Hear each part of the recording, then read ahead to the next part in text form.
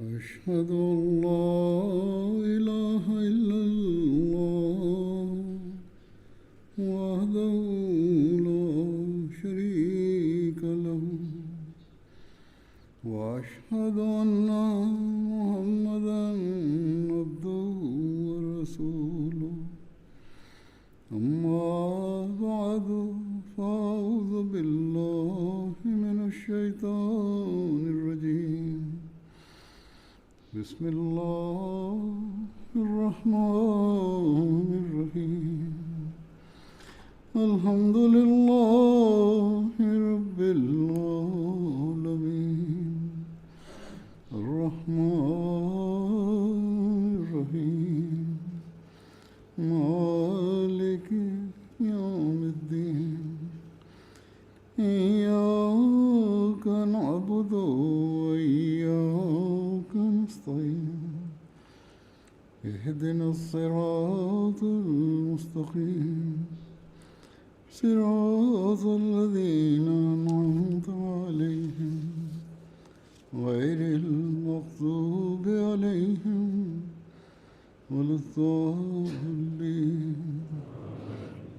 Unendliche Gnade und Huld Allahs, dass die Jalsa Salana der Ahmadiyya Jamaat Deutschland letzte Woche erfolgreich abgehalten wurde. An erster Stelle sollten wir Allah, dem Hocherhabenen, dankbar sein, dass er uns befähigt hat, nach einer längeren Pause unter normalen Umständen auf einer größeren Ebene wieder die Jalsa auszutragen. Dafür sollte die Administration der Jalsa sowie die Teilnehmer der Jalsa Salana Allah, dem Hocherhabenen, Dank ausdrücken. Die Arbeiter und Helfer sollten insbesondere dankbar gegenüber Allah, dem Hocherhabenen, sein, dass er sie befähigt hat, die Gäste des verheißenen Messias wassalam, zu bedienen. Die Teilnehmer sollten genauso den Arbeitern dankbar sein, denen die Duty hatten, dass sie versucht haben, während der Jalsa sie zu bedienen. In diesem umfassenden Aufwand und neuem Standort gab es sicherlich vielerlei Defizite, und die gab es tatsächlich. In einigen Aspekten mussten einige Gäste auch einiges aushalten. Einige Probleme haben auch mich erreicht. Da sie aber für einen religiösen Zweck gekommen sind, haben die Gäste generell sich nicht beschwert. Doch auf Nachfrage von mir habe ich erfahren, dass einige Dinge nicht richtig organisiert wurden. Davon habe ich einige Sachen selbst sogar wahrgenommen. Was die Arbeiter angelangt und Helfer, so sind sie allgemein mit viel Mühe ihren Verantwortungen nachgegangen, ob es jetzt Helfer oder Arbeiter waren. Dort, wo es Schwächen bei ihnen oder in ihrer Abteilung gab, lag es generell an ihren Vorgesetzten und deren falschen Anweisungen.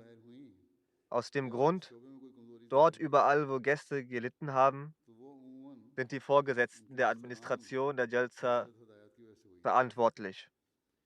Der nationale Amir Sahib sollte dem besondere Aufmerksamkeit schenken und es sich notieren, da es auch seine Verantwortung ist. Sie sollten Gott um Vergebung bitten, Istighfar machen und für die Zukunft ihre Schwächen im roten Buch vermerken und sich reformieren und sich bessern, versuchen sich zu bessern. Auch sollte geschaut werden, ob für die Zukunft an diesem Ort bessere Vorbereitungen arrangiert werden können oder nicht. Oder sollte man woanders etwas arrangieren und in Betracht ziehen? Im Allgemeinen, die Schwierigkeiten, vor denen man stand, waren unter anderem: Mir hat jemand geschrieben, dass die Rolltreppen defekt waren und es Schwierigkeiten gab, die Etagen zu wechseln.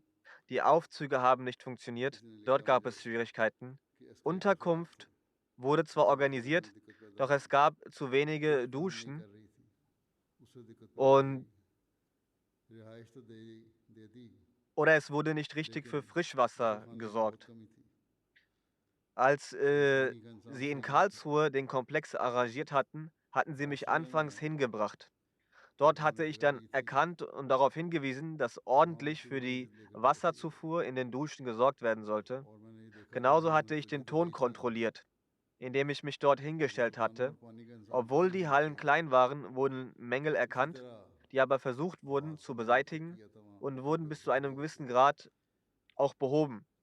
Doch hier, an diesem Ort, wurde nicht richtig darauf geachtet. Diesmal hatten sie mir nicht die Details zum Standort genannt. Es kamen lediglich lobgefüllte Berichte über die Geschichte dieses Ortes, dass es ein ganz toller Standort sei. Genauso hatten aufgrund falscher Anweisungen von den Vorgesetzten die Sicherheitsmitarbeiter grundlos Hindernisse aufgestellt. Allgemein hatten sie sehr gut gearbeitet, doch kam sowas vereinzelt vor. Und aus diesem Grund haben sich die Frauen beschwert, dass es Hindernisse gab, das Essen anzuliefern. Die Sicherheitsmitarbeiter sollten ebenfalls daran denken, dass ihre Aufgabe nicht nur Aufhalten ist, sondern auch Orientierung zu geben. In dieser Abteilung sollte es ein Team geben, das die Gäste mit Einfachheit und ihnen ihren Weg erleichtern zu den richtigen Orten bringt und ihnen Annehmlichkeiten zur Verfügung stellt. Genauso hatten die Frauen Schwierigkeiten im Bereich Übersetzung erleiden müssen am ersten Tag. Ich wurde darüber nicht von der Lajna, von den Frauen informiert, sondern von der Übersetzungsabteilung von MTA in Kenntnis gesetzt, von unserer Übersetzungsabteilung, dass nicht vernünftig die Übersetzung zur Verfügung gestellt wurde. Einige Gäste hatten sich beschwert, dass wir aufgrund fehlender Übersetzung nicht die Freitagsansprache hören konnten. Probleme im Bereich des Tons gab es insbesondere in der Männerhalle. Darauf hatte ich bereits während der Jalsa-Tage die Administration hingewiesen. Afsar Jalsa Salana und Afsar Jalsa Gah und die Soundabteilung, der In Charge, sind dafür verantwortlich. Die Leute kommen hierher, um der Jalsa zuzuhören. Wenn nicht dafür richtig gesorgt wird, dass sie dem zuhören können, was bringt denn die Jalsa?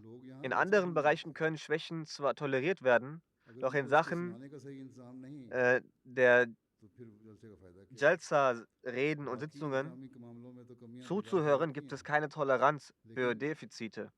Der verheißene Messias wassalam, hat gesagt, dass dies kein Fest ist, wo sich Menschen versammeln.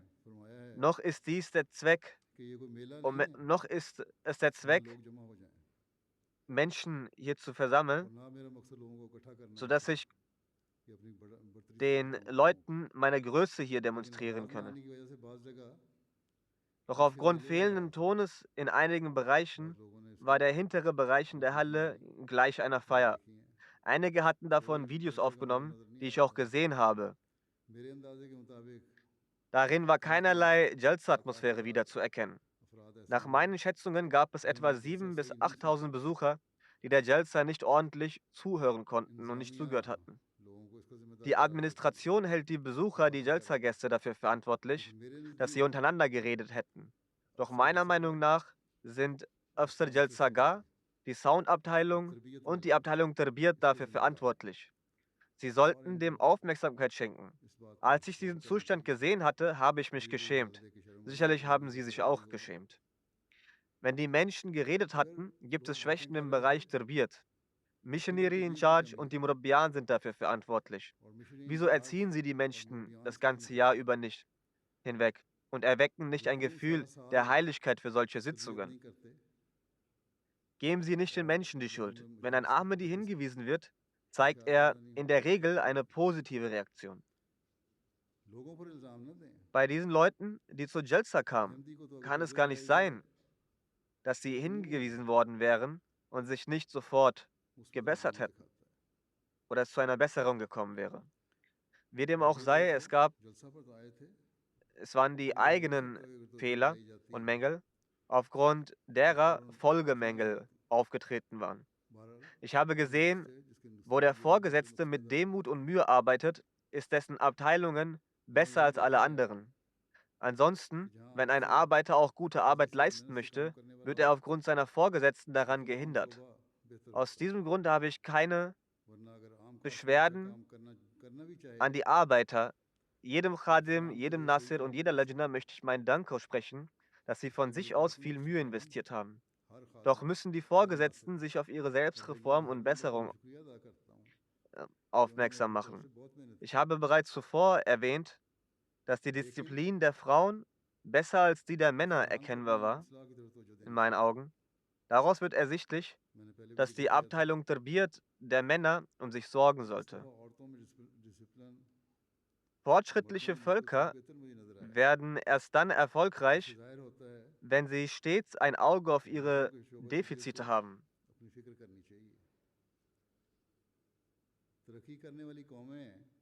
Verschließen Sie nicht eigenhändig Ihre Wege des Fortschritts, indem Sie bloß sagen, alles sei gut.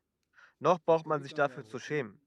Möge Allah, der Hocherhabene, die Vorgesetzten der Abteilungen befähigen, sich zu reformieren und zu bessern. Wie dem auch sei, trotz all diesen Defiziten ist es eine große Güte Gottes, dass er unsere Mängel verdeckt hat und verborgen hat. Denn die externen Gäste der Jalsa haben im Großen und Ganzen und im Allgemeinen einen guten Eindruck gehabt. Die Nicht-Ahmadi-Besucher haben generell einen sehr guten Eindruck von der Jalsa bekommen. Und wenn ich gesagt habe, dass die Jalsa erfolgreich war, dann deshalb, weil die Eigenschaft Allahs, die Fehler und Schwächen zu verbergen, entscheidend gewirkt hat auf der Jalsa. So dann haben diese Leute, die Besucher, ihre außerordentlichen Eindrücke geteilt. Genauso wurde überall dort auf der Welt, wo die Jalsa durch MTA ausgestrahlt wurde, im Großen und Ganzen auch gewürdigt. Ich werde jetzt Eindrücke von einigen Gästen darlegen. Insgesamt spiegeln die Eindrücke sehr schöne Gedanken wider. Folglich sollte die Jamaat Deutschland Allah Ta'ala sehr dankbar sein, dass er dieser Jalsa wegen ermöglicht hat, die wahre Lehre des Islam den Leuten aufzuzeigen. Dass er dank dieser Jalsa ermöglicht hat, die wahre Lehre des Islam den Leuten aufzuzeigen. Eine christliche Frau aus Bulgarien, Dr. Veronika Sotoilova, die Anwältin und Professorin sowie Professorin an der Universität ist, sie hat promoviert, sagt, es wurde eine großartig organisierte Jalsa veranstaltet. Jedes Gesicht, das ich sah, wies keinerlei Aufgeregtheit oder Wut auf. Alle waren sehr aufrichtig und man konnte sehen, wie sie jederzeit bereit waren zu helfen. Jede Person war dankbar für das, was sie hatte. Zweifelsohne hat mich diese Veranstaltung spirituell aufgebaut. Alle Unterorganisationen, die Männer, Frauen, sogar die Kinder waren gut organisiert. Ich habe in diesen Tagen viele interessante Dinge über die Jamaat Ahmadiyya beigebracht bekommen, zum Beispiel Toleranz und dass man andere trotz Unterschiede zu akzeptieren hat. Ich bin zweifelsfrei sehr beeindruckt davon, dass die Berliner Moschee von Frauen errichtet wurde, indem sie ihren Schmuck und Geld zur Verfügung stellten. Die Organisation auf der Frauenseite hat mir auch sehr gefallen. Ich besuche auch viele andere Versammlungen. Doch ich kann behaupten, dass ich so etwas wie diese Jalsa nirgendwo anders gesehen habe. Es wird kaum möglich sein, dass jemand etwas Gleichartiges veranstalten könnte. Des Weiteren hat sie über meine Reden gesagt, die Ideen von Spiritualität, Menschlichkeit und Frieden haben mich sehr beeindruckt. Ich glaube daran, dass wir zuallererst Menschen sind, dann Bürger unseres Landes und dann Teil der religiösen Gemeinschaft. Wir sollten zwischen uns nach den Gemeinsamkeiten suchen, anstatt den Unterschieden, die uns teilen würden. Eine christliche Frau aus Bulgarien, Frau Natalia, war das erste Mal auf der Jalsa. Sie sagt, die Jalsa wird in meiner Erinnerung verankert bleiben. Ich habe das erste Mal tausende Muslime gemeinsam beten gesehen. Es war ein äußerst schöner Anblick. Ich bin Christin und bin das erste Mal bei einer solchen Versammlung Jalsa dabei gewesen. Alle sind uns mit sehr viel Respekt und Höflichkeit begegnet, wodurch man eine besondere Heiterkeit verspürt hat. Die Abschlusszeremonie der Jalsa hat mir sehr gefallen, in der die Rede des Kalifen der Zeit sehr lehrreich war. Was mich am meisten beeindruckt hat, war, dass alle mit uns so respektvoll umgegangen sind, als seien wir etwas ganz Besonderes. Alle, die Duty machten, versuchten sicherzustellen, dass kein Gast Schwierigkeiten hat. Dann sagt sie, am ersten Tag gab es, was die Übersetzung angeht, ein paar Probleme. Diese Beschwerde hat sie mit verhüllenden Worten und etwas verharmlosend ausgedrückt. Aber Fakt war, dass sie die Freitagsansprache gar nicht hören konnte. Sie sagt weiter, später hatte sich dieses Problem dann aber gelöst. Als nächstes ein Gast aus Mazedonien, Frau Ljubenka Ajotowiska, die christliche Journalistin ist, eine christliche Journalistin ist. Sie sagt, die Organisation der Jalsa Salana war auf einem sehr hohen Niveau. Es ist für mich eine besondere Ehre, dass ich Teil eines so großen und gut organisierten Programms sein konnte, an dem Angehörige verschiedener Religionen und Nationen teilnahmen. Dies ist eine Bestätigung für das Motto, dass nur Liebe die Welt zu einem besseren Ort machen kann. Dann ein weiterer Journalist aus Mazedonien, Herr Senavar Ismo Saheb. Er ist ein muslimischer Journalist und sagt,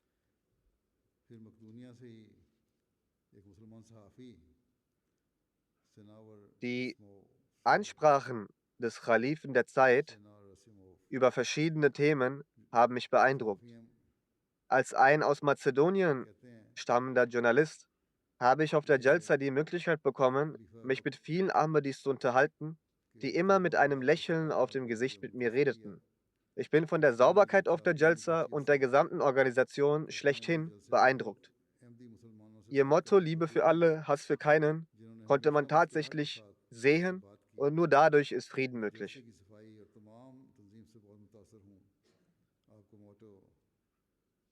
Nicht nur die Leute, die on Duty waren, sondern auch das Verhalten derer, die kein Duty hatten, die Ahmadis, beeindruckte die Gäste sehr. Eine Lehrerin aus Slowakei, Frau Martina, sagt, ich bin dankbar, dass ich das erste Mal an der Jalsa teilnehmen konnte. Ich habe eine Gastfreundschaft gesehen, die höchstwahrscheinlich auf der ganzen Welt so nicht zu sehen gibt. Jeder begegnete einem sehr freundlich und mit einem lächelnden Gesicht. Die gesamte Jalsa hat eine tiefe Wirkung in meinem Herzen hinterlassen und insbesondere während des Bad und des Namaz konnte ich meine Emotionen nicht mehr unterdrücken. Die gesamte Bad-Zeremonie weinte ich. Diesen Moment werde ich das ganze Leben nicht vergessen, wie alle Ahmadis an der Hand des Khalifen zu einer Seele werdend an der Bad teilnahmen. Ebenso werde ich die Audienz bei dem Khalifen der Ahmadis nie vergessen. Auch einen Tag nach der Audienz fühle ich davon die Wirkung auf mein Herz, auf meinem Herzen. Weiterhin sagt sie, ich möchte ihn auf jeden Fall wieder treffen, also den Khalifen der Zeit, mich, und direkt von ihm Informationen über den Islam gewinnen. Sie ist keine Muslima, dennoch hatte alles bei ihr etwas bewirkt. Ein männlicher Gast aus Slowakei, Herr Endriska, sagt, er ist Geschäftsmann, er sagt, vor der Jalsa Salana wusste ich nichts über den Islam. Mein Wissensstand war so gering, dass ich dachte, die Muslime würden den Gesandten Allahs Muhammad sallallahu alaihi wasallam als ihren Gott betrachten. Nauzubillah, wir suchen Zuflucht bei Allah vor so etwas.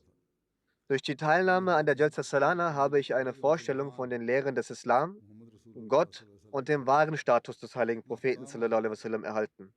Zudem habe ich erfahren, dass der Islam eigentlich eine friedfertige Religion ist und hierzulande vor allem die Medien einen falschen Eindruck über den Islam präsentieren. Es, ist erst es erstaunt mich sehr, dass die Organisation dieser Jalsa die Ahmadis komplett selbst bewältigen und mit was für einem Engagement und Elan sie den Gästen dienen. Dann sagt er, als ich den Khalifen der Zeit sah, verspürte ich einen Frieden im Herzen und eine positive Wirkung auf meine Seele. Weiterhin sagt er, es ist mein fester Glaube, dass Gott mich zu dieser Jalsa geholt hat. Als nächstes ein Gast aus Slowakien namens Judo Martin. Es kamen viele große Gruppen aus verschiedenen Ländern. Der Gast sagt, ich habe das erste Mal an der Jalsa Salana teilgenommen Die Charaktereigenschaften und Gastfreundlichkeit der Ahmadis haben mich sehr glücklich gemacht. Auf der Jalsa Salana habe ich viele Dinge lernen können. Muslime und insbesondere Ahmadis sind friedfertig und handeln nach ihrer Lehre. Mir gefiel die Ausstellung der Jamaat und ich konnte vieles über den Islam und dessen schöne Lehre lernen. Über den Khalifen der Ahmadis konnte ich beobachten, dass jeder Ahmadi ihn sehr liebt und er die Ahmadis auch. So eine Brüderlichkeit und Liebe sieht man selten auf der Welt. Bezüglich der Ausstellung haben die serbischen Gäste möglicherweise die Beschwerde gehabt, dass ihre Landkarte nicht ganz richtig abgebildet war. Diejenigen von der Ausstellung, die dafür verantwortlich sind, sollten sich dies definitiv noch einmal genau anschauen. Ein Gast aus Albanien, Herr Professor Dr. Jib Shukurti, der auch Professor an der Faculty of Natural Science an der University of Tirana ist, war zusammen mit seiner Ehefrau gekommen. Er sagt, die Jalsa war grandios. Er ist Muslim. Er sagt, ich faste seit 10 Jahren und handle auch nach den anderen Geboten des Islam, wenn auch nicht alle. Hier habe ich den Islam gesehen auf der Jalsa. Der deutliche Unterschied zwischen ihnen und den anderen Muslimen ist das Khilafat, weswegen sie auch über Einheit verfügen, über eine Einheit verfügen. Eine muslimische Frau aus Albanien namens Frau Elmira, die Krankenschwester ist, sagt,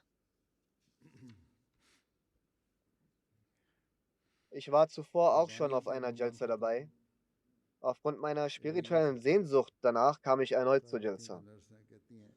Ist man einmal da gewesen oder einmal dabei, wird es zur Gewohnheit. Auch bei den Externen verhält es sich so. Sie sagt weiter, dieses Mal habe ich auch das erste Mal das Namas mitgebetet.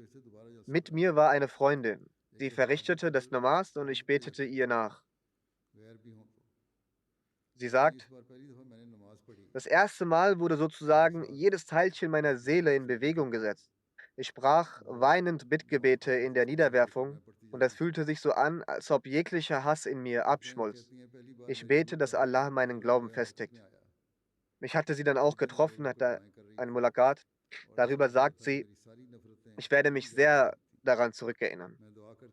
So nehmen sogar die externen Besucher die Wirkung der Jalsa-Atmosphäre auf. Wie könnte es dann stimmen, dass die Ahmadis diese Wirkung nicht aufnehmen würden?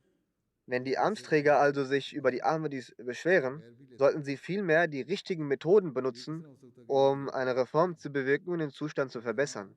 Zuerst sich selbst reformieren, das eigene Beispiel zeigen und dann den Leuten erklären.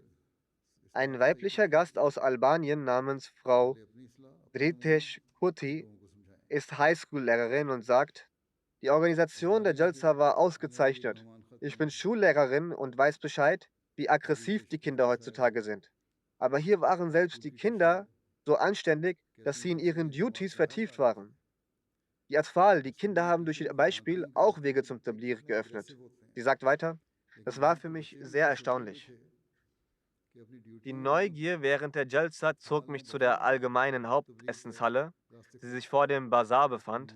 Dort sah ich, wie tausende Leute aßen, aber keinerlei Streitereien oder Rempelei oder Gedränge zu sehen war. Es sah so aus, als ob alle Honigbienen wären, die nur ihre Arbeit zu erledigen wussten. Die Leute waren für jede Aufgabe bereit und die Moraleigenschaften waren so hoch, dass bei dem kleinsten versehentlichen Schubser man sofort eine Entschuldigung zu hören bekam. Ein Gast aus Albanien namens Herr Jafar Kuci, der in Ökonomie seinen Master gemacht hat und nun nach 4 Jahre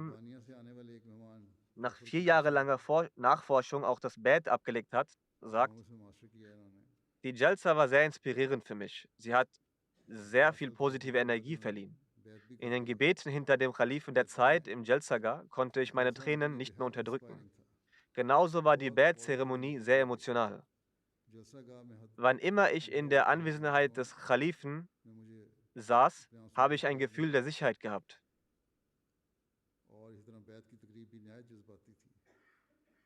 Und ich hatte durch und durch das Gefühl, dass nur der Khalif der Zeit derjenige ist, dem gegenüber ich Gehorsamkeit zu zeigen habe. und der allein mein wertvoller Freund और ist. मुझे यही एहसास हुआ कि खलीफा वक्त ही है जो मेरा अजीज और मुता है।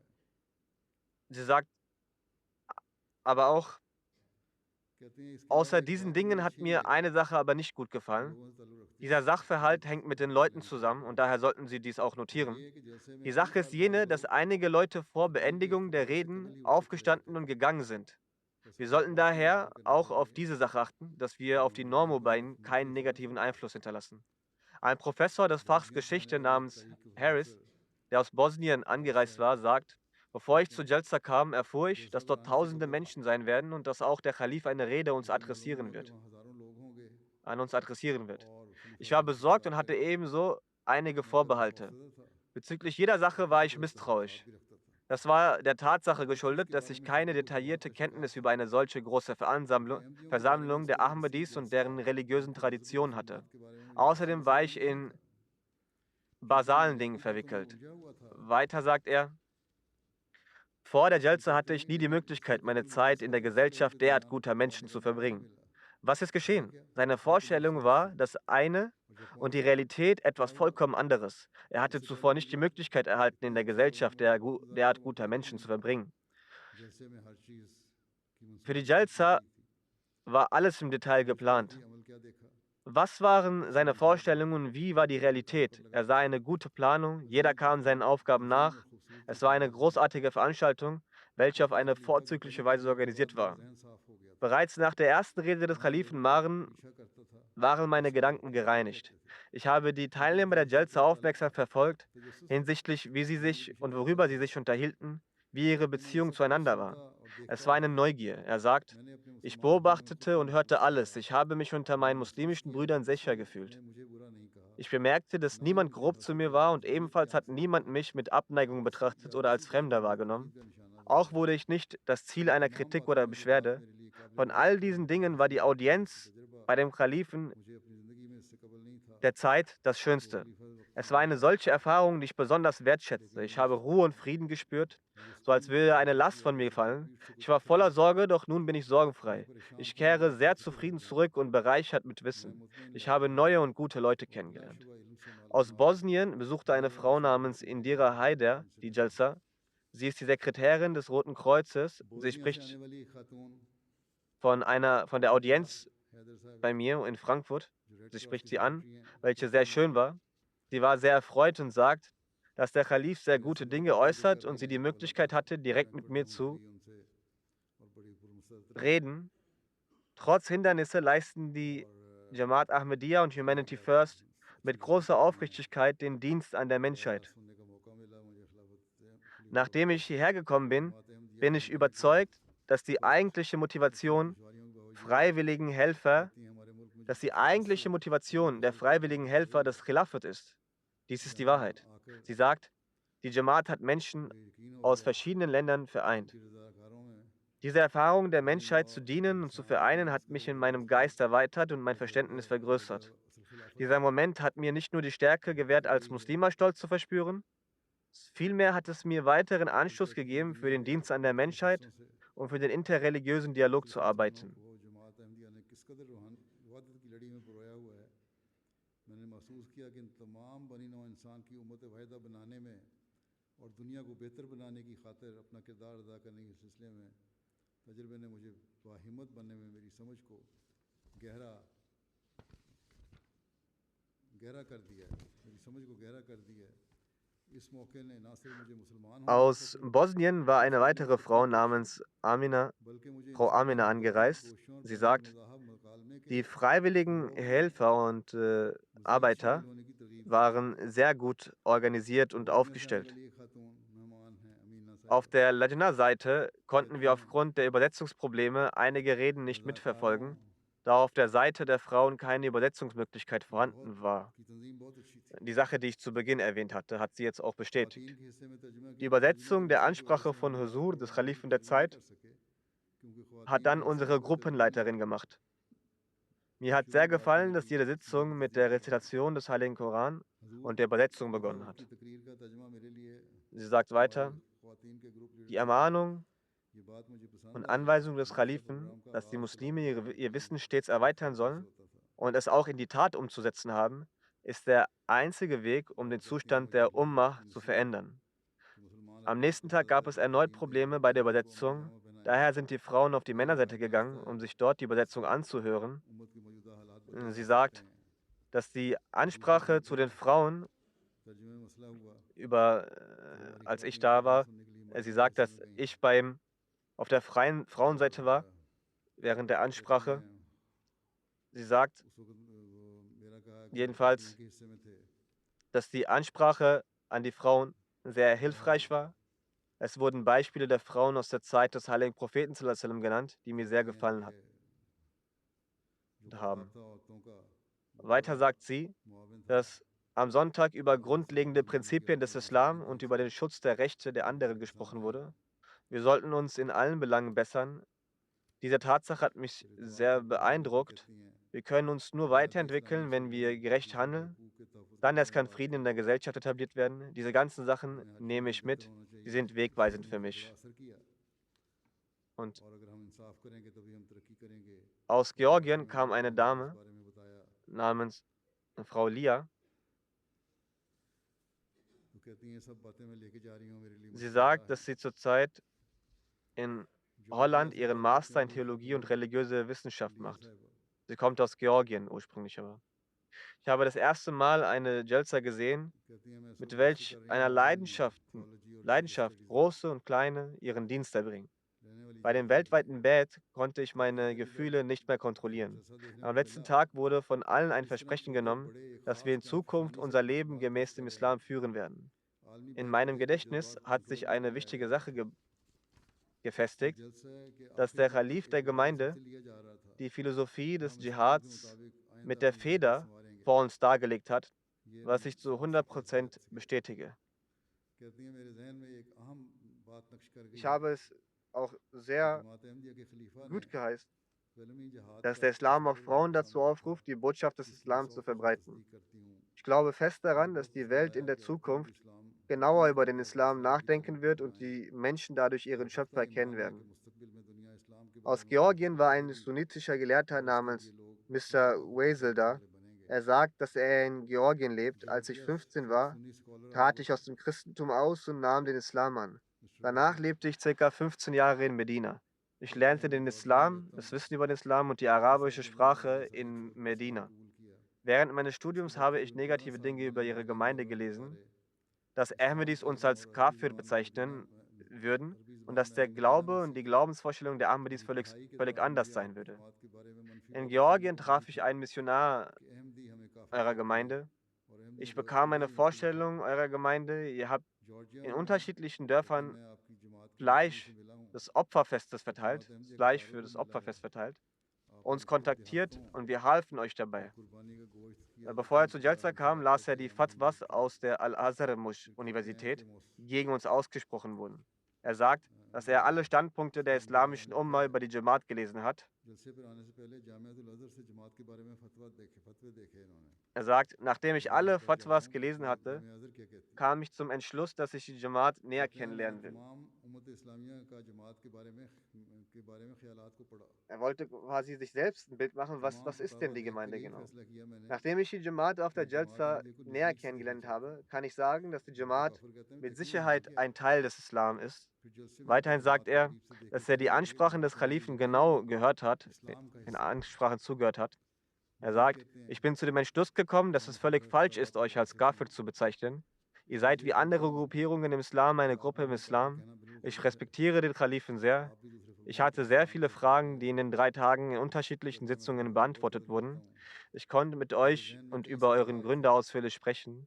Wenn ich zurück nach Georgien fliege, werde ich genau eure Bücher studieren.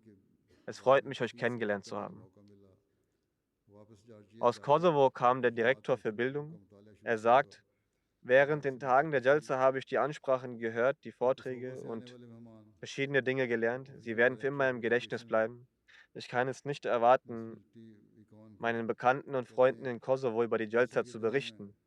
Vor allem werde ich die Lehren, die der Kalif erwähnt hat, befolgen, danach handeln.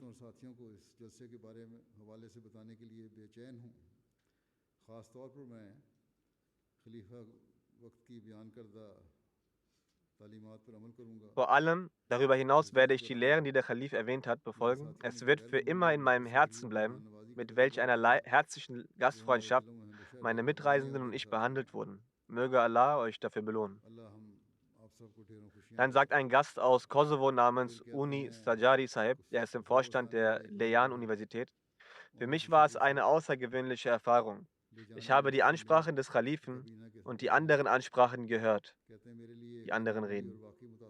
Ich habe einen interessanten und fesselnden Schatz gefunden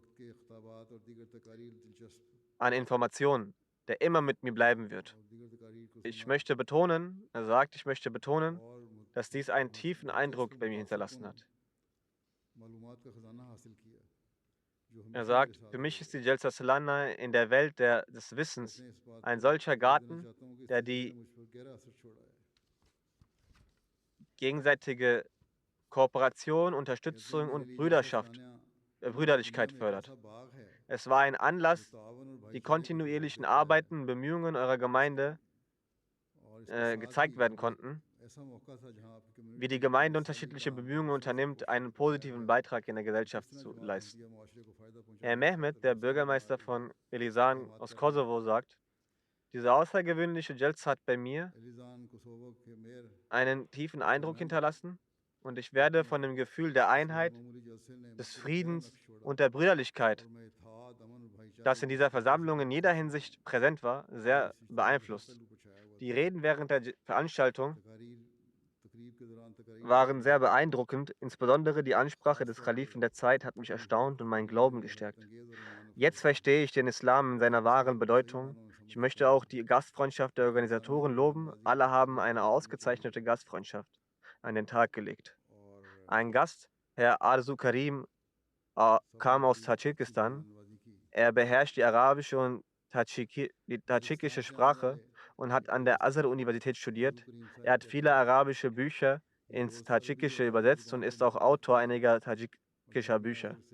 Er sagt, ich habe die Jalsa sehr aufmerksam verfolgt und die Menschen beobachtet und ich werde die Eigenschaften erwähnen, die jetzt in anderen religiösen Gemeinschaften aussterben und die Ahmadiyya Muslim Jamaat besitzt, nämlich die hohen moralischen Eigenschaften.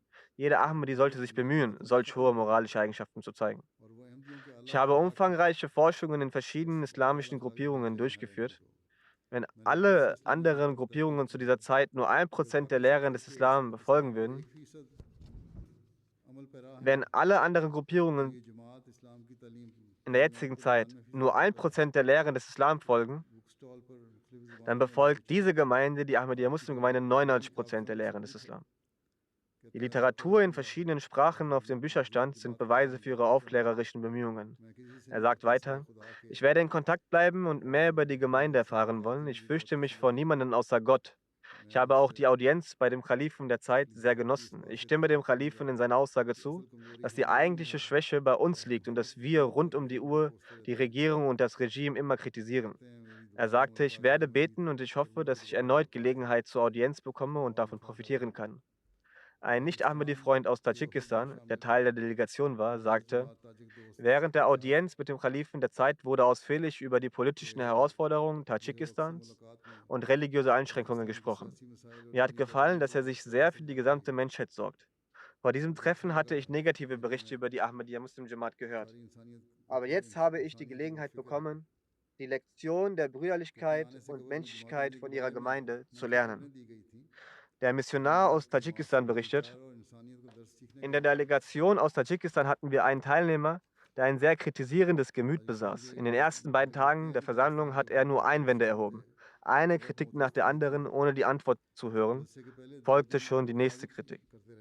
Seine Freunde sagten ihm, er solle sich das Ganze erst einmal ansehen, bevor er weitere Einwände erhob. So lief es die ersten beiden Tage. Am zweiten Tag hatte ich Audienzen,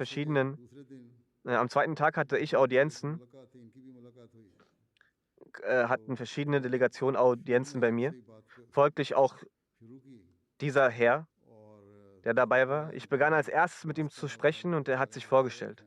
Er trug eine Maske und ich bat ihn, sein Gesicht zu zeigen. Wir hatten ziemlich ausführliche Gespräche. Der Missionar sagt, dass er nach der Audienz seine Freude zum Ausdruck brachte nach der Audienz beim Kalifen, dass er den Kalifen der Zeit getroffen hatte. Er hat auch für mich gebetet.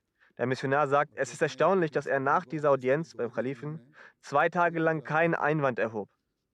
Durch die Gnade Allahs wurde sein Herz so gereinigt, dass alle Einwände beseitigt wurden. Dann gibt die Eindrücke einiger arabischen Gäste. Dann gibt es Eindrücke einiger arabischer Gäste, die an der Jalsa Salana teilgenommen haben. Einer dieser Gäste ist Muhammad Ali aus Syrien. Er sagt, ich wurde durch einen meiner Freunde auf die Ahmadiyya aufmerksam gemacht. Mein Freund brachte mich zur Jalsa. Ursprünglich plante ich, den Tag hier zu verbringen und am Abend nach Hause zurückzukehren, da meine Unterkunft in der Nähe ist und es hier keine bequeme Unterkunft gab. Als ich jedoch die Atmosphäre und die Organisation sah und bemerkte, dass jeder lächelte, eine sehr schöne Atmosphäre herrschte, als würden sich alle Menschen kennen. Ich hatte so eine Atmosphäre in meinem Leben nirgendwo gesehen. Daher änderte ich mein Vorhaben. Ich dachte mir, dass ich heute Nacht hier sogar auf dem Boden der Jalsa schlafen werde. Es bereitet mir keine Umstände. Unten sind Matratzen ausgelegt. Er sagt weiterhin, dass bereits am 2. Tag der Jalsa die Wahrhaftigkeit der Ahmadiyyat in meinem Herzen eingetreten war. Ich beschloss, das Bad bzw. Treuegelübnis abzulegen und Allah gab mir die Kraft dazu. Er sagt weiter, ich bin von der Disziplin und Organisation der Ahmadiyya Muslim Jamaat sehr beeindruckt. Jeder kennt seine Pflichten, ob Veranstalter oder Gast.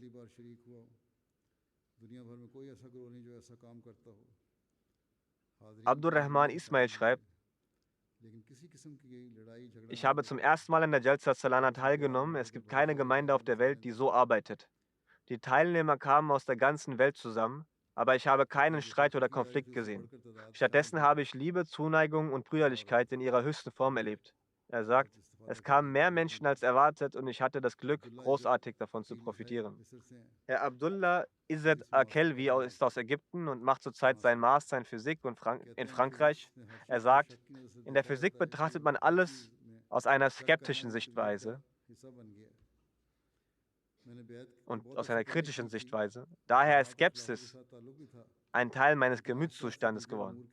Ich habe das Treuegelübnis vor einer langen Zeit abgelegt und pflegte auch den Kontakt zur Jamaat und zum Khilafat. Aber allmählich kamen nicht nur bezüglich anderer Sachen, sondern auch bezüglich der Jamaat Zweifel auf und ich fing an, mich von der Jamaat zu distanzieren. Er sagt, ich kam dieses Jahr, um an der Jalsa Salana Deutschland teilzunehmen. Bei der Anmeldung kam es zu etwas Verspätung. Und bezüglich der Anmeldung war es auch im Allgemeinen die Beschwerde, dass diese nicht zeitig erfolgte und dies bereitete den Menschen einige Unannehmlichkeiten. Wie dem auch sei, diese Verspätung nützte ihm insofern, dass er sagte, als ich ankam, hatte die Freitagsansprache bereits begonnen und als ich das Jalsa-Gelände betrat, waren die Worte von der Freitagsansprache, die ich als allererstes vernahm, folgende. Wenn der Mensch bei allem Mutmaßungen aufstellt und Argwohn betreibt, so könnte er wahrscheinlich nicht einen Augenblick auf der Welt überleben. Dies war ein Auszug des verheißten Messias, den ich ja gerade vorgelesen habe, in dem es dann weiter hieß, er könnte kein Wasser mehr trinken, da es vergiftet worden sein könnte. Er könnte nichts mehr vom Bazar kaufen, weil etwas davon ihn möglicherweise töten könnte. Wie könne er dann weiterhin leben und überleben? Der Herr sagt, als ich diese Worte vernahm, war ich zutiefst erschüttert. Es fühlte sich so an, als sei meine Teilnahme an der Jalsa Salana göttliche Vorherbestimmung, denn der erste Satz war schon das Heilmittel für meine Krankheit. Und es schien so, als sei dies direkt an mich gerichtet. Er sagt, dies kann kein Zufall sein. Dies hinterließ einen sehr starken Einfluss auf mein Herz. Und durch die Gnade Allahs wurden alle Zweifel und Mutmaßungen beseitigt. Aller Preis gebührt Allah, dass er mich aufgrund der Teilnahme an der Jalsa Salana von allen Zweifeln und Mutmaßungen und Argwohn befreite. Dieses Ereignis teilte er mir auch persönlich mit. Aus Kamerun kam der Chief Imam der Stadt Douala, welcher auch der Vorsitzende der Ulema Councils zweier Regionen ist. Er ist kein Ahmadi, er sagt, ich nahm zum ersten Mal an einem so großen Programm teil. Für mich ist es erstaunenswert, dass sich auf der Jalsa Salana alle jeglicher Hautfarbe alle, unabhängig von ihrer Hautfarbe, fröhlich und glücklich trafen. Und alle begegneten sich wie Familienmitglieder mit Liebe und Zuneigung und in den 3 Tagen sah ich keinerlei Streitereien. Weiterhin sagt er, durch die Ausstellungen habe ich sehr viel Neues dazugelernt und ich bin sehr beeindruckt worden von den Diensten der Gemeinde. Danach führt er an, die Ansprachen des Kalifen waren mit Weisheit gespickt und präsentierten bestmöglich die islamischen Lehren. Die Ansprache an die Frauen hat mich sehr beeindruckt. Wenn wir alle unser Leben gemäß diesen goldenen Anweisungen führen würden, würde dieses Leben zum Paradies werden. Danach sagt er, die Ansprache des Oberhaupts der Gemeinde an die Nicht-Ahmadi-Besucher der Jalsa Salana war gefüllt mit islamischen Lehren. Das Oberhaupt der Gemeinde hat eine solche Lehre präsentiert, sodass jeder Muslim stolz auf seinen Glauben sein sollte. Wir sollten alle diese Lehre mit unseren Taten der gesamten Welt zeigen. Und in der heutigen Zeit hat Allah den Khalifen der Jamaat dazu bestimmt, die vorzüglichen Lehren des Islam der Welt zu präsentieren. Und er sagt, durch die restlichen Rede hat sich auch mein Wissen vermehrt. Durch die Rede der anderen Gelehrten auf der Jalsa.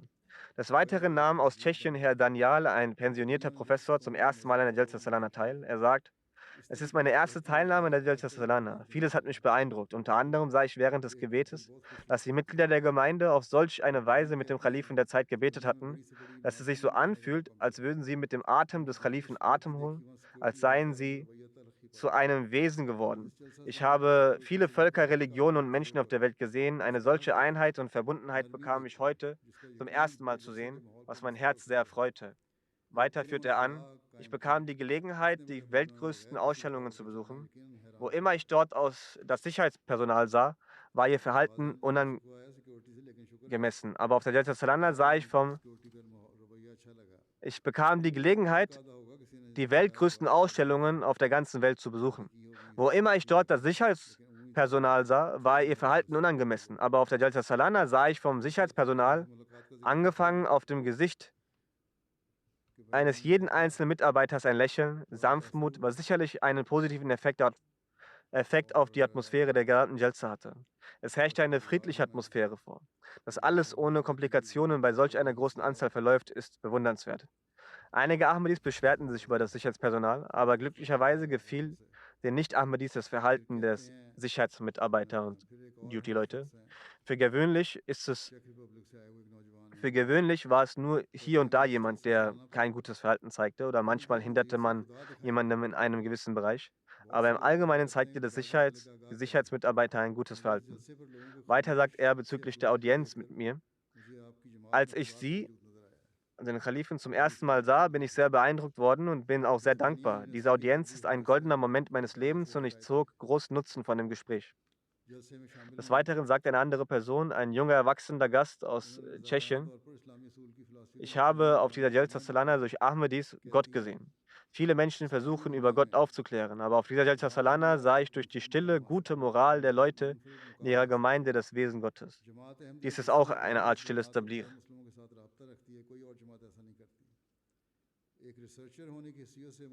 Eine arabische Professorin einer Universität aus Litauen, Gintare Serekati, hat an der Jalsa teilgenommen. Sie hat auch freiwillig das Buch Die Philosophie der Lehren des Islam ins Litauische übersetzt. Sie sagt, in der islamischen Welt hat die Ahmadiyya-Gemeinde eine einzigartige Stellung.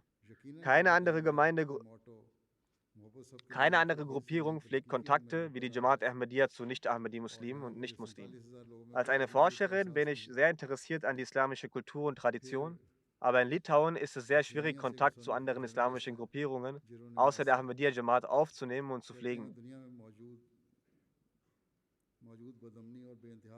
Die Jalsa Salana gab mir die großartige Möglichkeit, die Ahmadiyya-Jamaat aus jeder Hinsicht kennenzulernen. Wahrlich, die Ahmadiyya-Jamaat befolgt ihr Motto, Liebe für alle, Hass für keinen. Und hier hatte ich unter 47.000 Teilnehmern kein Gefühl des Fremdseins. Aus Litauen ist ein Schriftsteller und Journalist, Hieronemas Sahib. Er sagt, ich bin sehr besorgt aufgrund der Unruhe und der extremen Armut auf der Welt.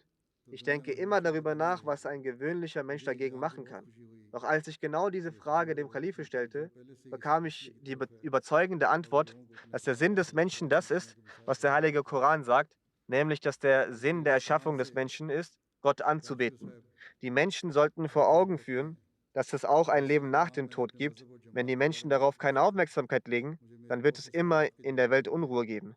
Ich war sehr erfreut zu hören, dass die Aufmerksamkeit des Kalifen bereits auf dieses Problem lag und er in seinen Ansprachen den Menschen Lösungen für die Probleme der Welt erläutert.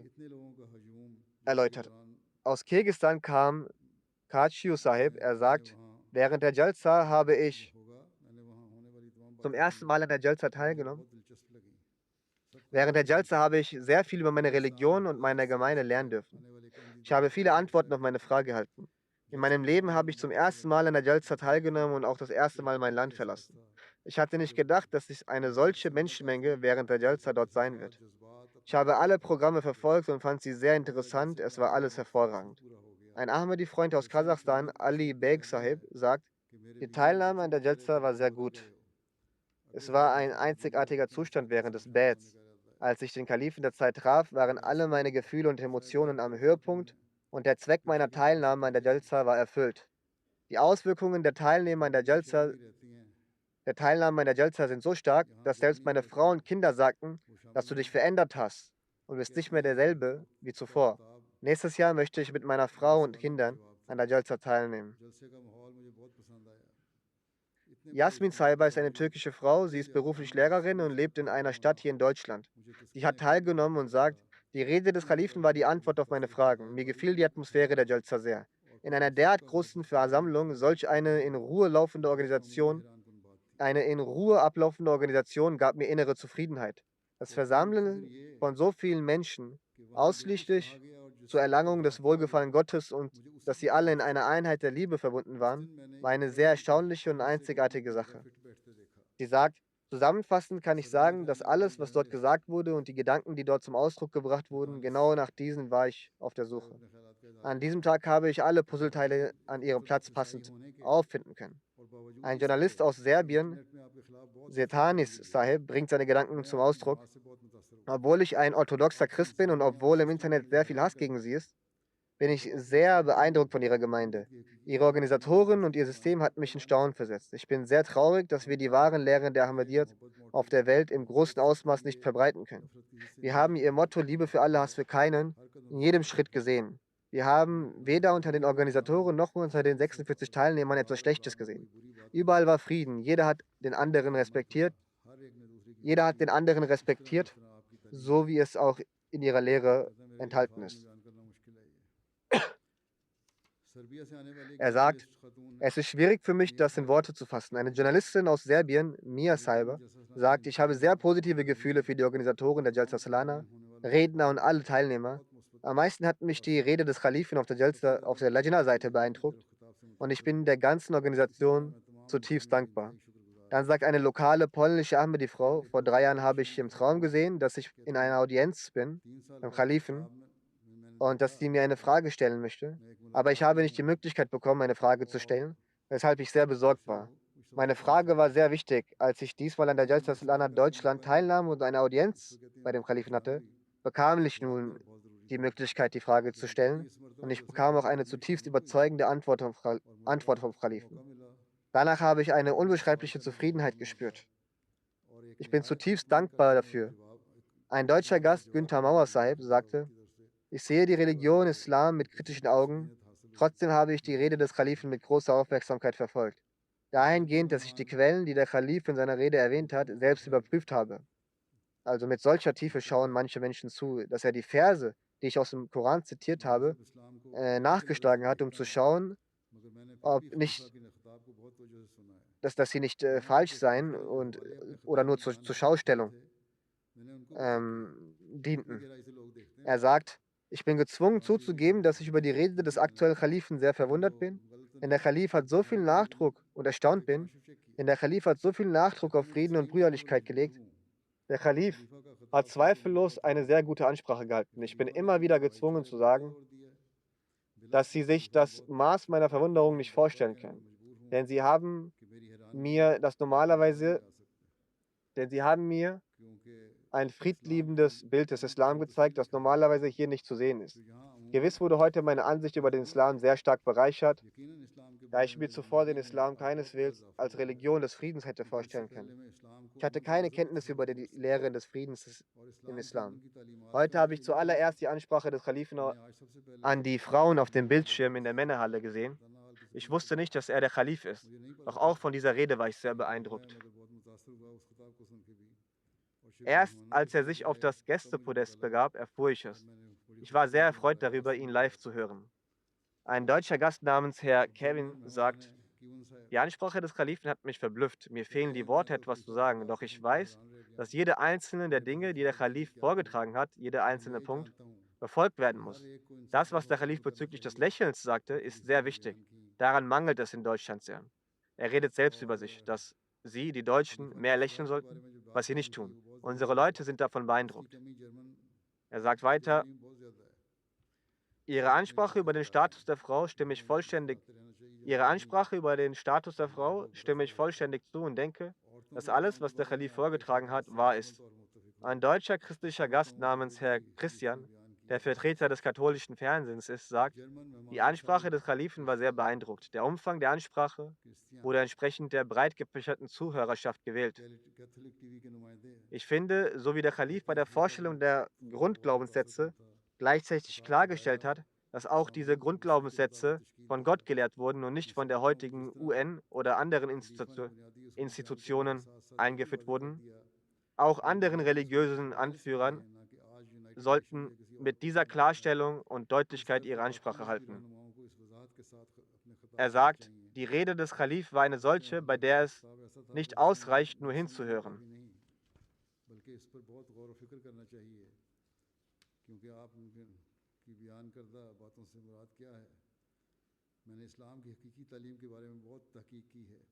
Die Rede des Kalifen war so, dass es nicht ausreicht, nur hinzuhören.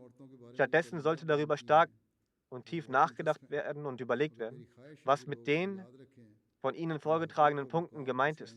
Ich habe über die wahren Lehren des Islam viel nachgeforscht und ich habe einen sehr guten Eindruck vom Islam. Die islamischen Lehren bezüglich Frauen, die der Kalif vorgetragen hat, sind sehr interessant. Doch es ist mein Wunsch, dass die Leute daran denken, dass diese Rechte und Status nicht von irgendeiner nichtstaatlichen, gemeinnützigen Organisation geschaffen wurden, sondern Gott, der Erhabene, durch die Religion geschaffen hat.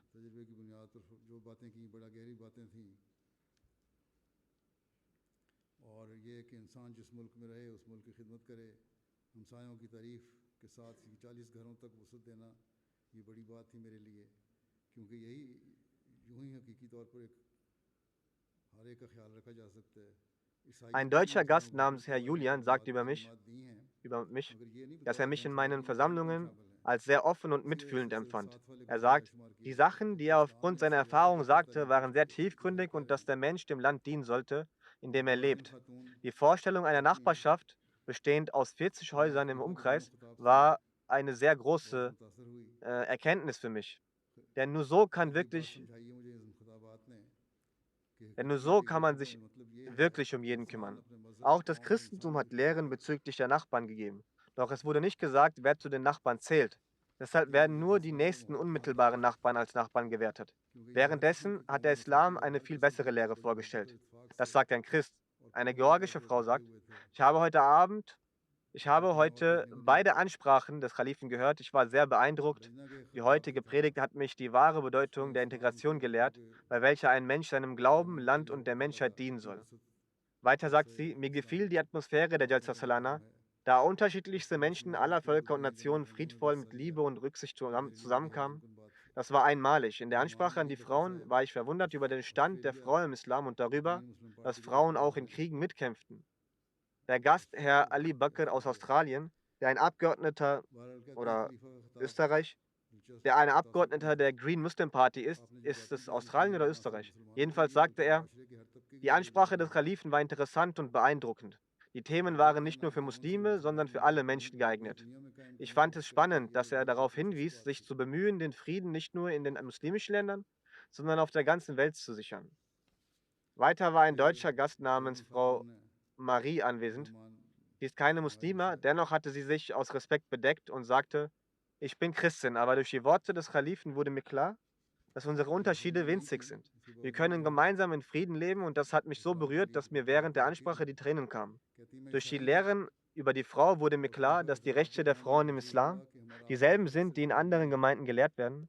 Ich habe an der Jalsa Salana Zeuge dessen sein können, wie diese Lehren auch umgesetzt wurden.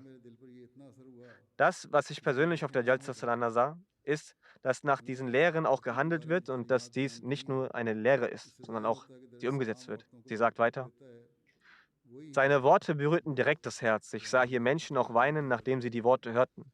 Auf der Jalsa erhielten aus 7 Ländern 39 Menschen die Möglichkeit, das Bad abzulegen, die an diesen Tagen beeindruckt wurden. Ein Gast aus Serbien hieß Frau Ukdusch. Sie sagt, Jalsa Salana ist eine internationale Veranstaltung, die weltweit Ahmadi-Mitglieder versammelt.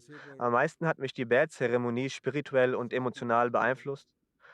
Von Beginn an legten wir unsere Hand uns gegenseitig auf die Schultern. Ich verstand kein Wort, aber alles, was gesagt wurde, ging irgendwie durch meinen Körper und mein Gehirn und ich begann an zu zittern, wodurch ich spirituell Allah, dem Hocherhabenen, sehr nahe kam. Aufgrund des Bad bekam ich Tränen. Ein türkischer Jugendlicher, Herr Can Mirt, kam aus Hamburg. Er sagt, durch die Teilnahme an der Jalsa stellte ich fest, dass der verheißene Messias wassalam, in den Herzen der Ahmadis für den Erfolg des Islam ein nicht löschbares Feuer angezündet hat. Nachdem Herr Can Mirt am letzten Tag der Jalsa das traditionelle Bad machte, legte er auch das Bad an meiner Hand ab. Das war der Zustand einiger Menschen, die ich hier erwähnt habe. Bei der Jalsa Salana Deutschland war die Medienberichterstattung durch die Gnade Allahs des Allmächtigen sehr gut. Durch 4 Fernsehsender, darunter ARD, RTL, NTV, SWR, so heißt es, erhielten 41 Millionen Menschen die Nachricht der Jamaat, also der Jalsa. 11 deutsche Zeitungen veröffentlichten verschiedene Nachrichten und Artikel. Dadurch erhielten mehr als 50 Millionen Menschen die Botschaft der Jamaat und die Nachricht der Jalsa. 5 Radiosender übertrugen die Nachrichten. Es heißt, so sagt man, dass auch dadurch 14 Millionen Menschen die Botschaft erhielten.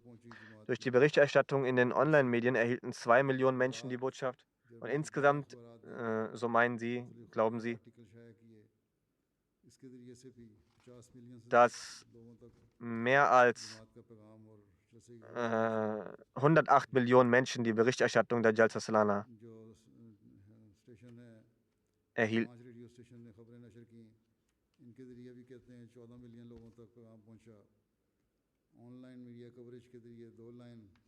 Wie dem auch sei, möge Allah, der Allmächtige, auch in der Zukunft bessere Resultate schaffen.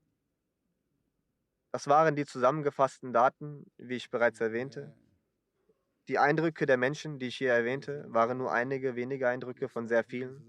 Das ist die Dankbarkeit und der Gefallen Allahs des Allmächtigen.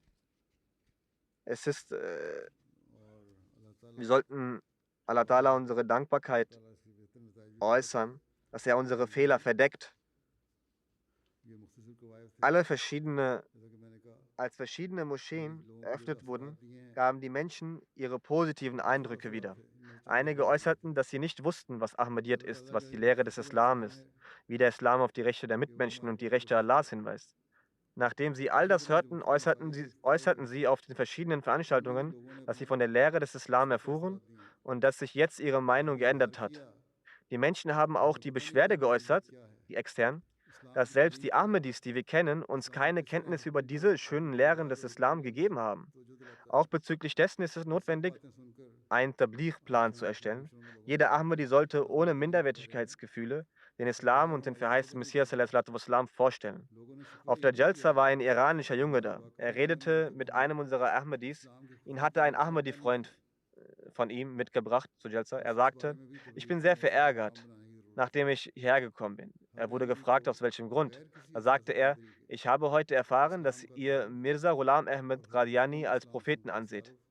Als es ihm dann ausführlich erklärt wurde, für was für einen Propheten wir ihn a.s.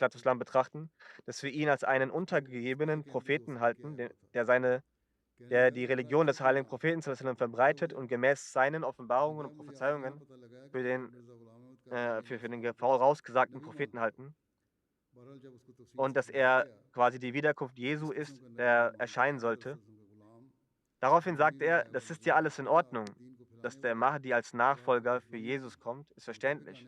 Aber wieso hat mir mein Ahmadi-Freund dies nicht mitgeteilt? Wir sind seit Jahren befreundet. Deshalb sollten wir ohne Minderwertigkeitsgefühle bei unseren Freunden und Kollegen Tabligh machen. Hierbei ist wirksames und konstruktiveres Tabligh nötig. Die Abteilung Tabligh erfüllt nicht ihren Zweck, wenn sie nur Flyer verteilt oder diese in Postfächer wirft.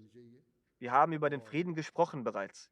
Jetzt ist der nächste Schritt nötig, und zwar, wie wir diesen etablieren, nämlich durch den Glauben an den Messias und Mahdi.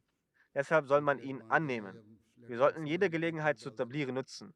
Hier habe ich beobachtet, dass die Menschen noch Interesse daran haben, etwas über die Religion zu erfahren. Es gibt noch solche Menschen. Wir sollten solche Programme gestalten und abhalten, wo diese Leute eingeladen werden und mit ihnen gesprochen wird. Wir sollten uns jedenfalls in allen Bereichen analysieren, überprüfen, wo auch immer Schwächen in der Organisation und Administration sind. Besonders wenn Schwächen in einer dauerhaften Abteilung der Jalsa vorhanden sind, sollte man diese analysieren, überprüfen.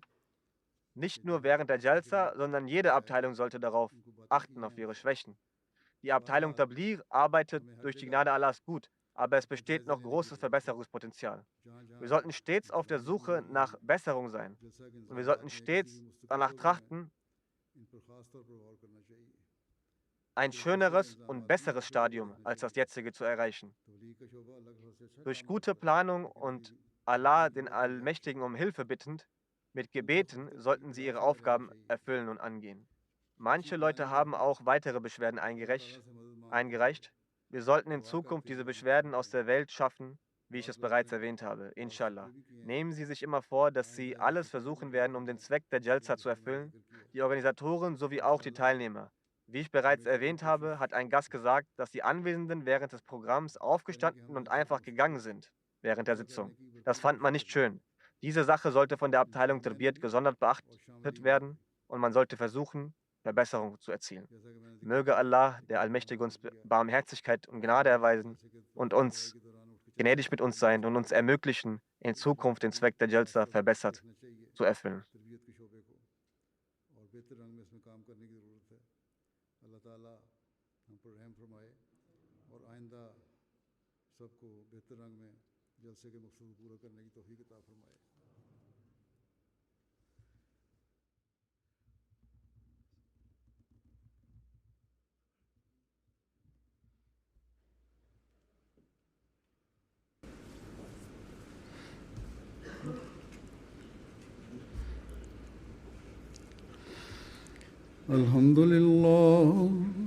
الحمد لله نحمده ونستعينه ونستغفره ونؤمن به ونتوكل عليه ونعوذ بالله من شرور أنفسنا ومن سيئات أعمالنا من يهده الله فلا مضل له ومن يضلل فلا هادي له ونشهد أن لا إله إلا الله ونشهد أن محمدا عبده ورسوله عباد الله رحمكم الله إن الله يأمر بالعدل والإحسان وإيتاء ذي القربى وينهى عن الفحشاء والمنكر والبغي يعظكم لعلكم تذكرون اذكروا الله يذكركم وادعوه يستجب لكم ولذكر الله أكبر